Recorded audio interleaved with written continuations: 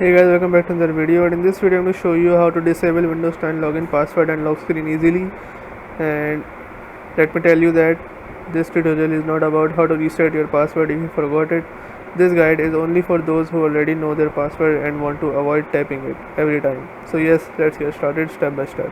Log into your computer as you normally would by entering your password, and once you're on the desktop, what you need to do is search for user account and then click on add, edit or remove other users.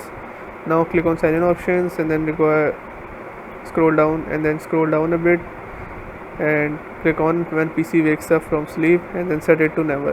Now search for net pelvis and then open it.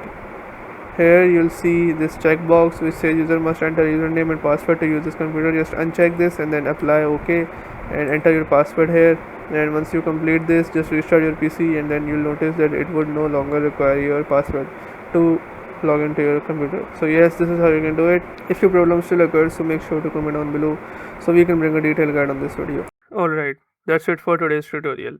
I really hope this video helped you solve your problem or learn something new about your PC. My goal on this channel is to make everything about computers simple and easy, whether it's fixing errors, downloading software or any game, boosting performance of any Windows or any game, or understanding new tools. If this video was helpful in any way, don't forget to hit the like button because it really motivates me to keep bringing you more useful content.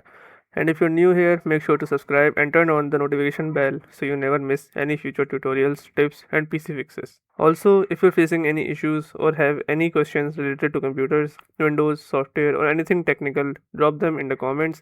I read all of your comments and I'll try my best to help you out. Thanks a lot for watching. Take care of your system, keep learning, and I'll see you in the next video. Thanks for watching.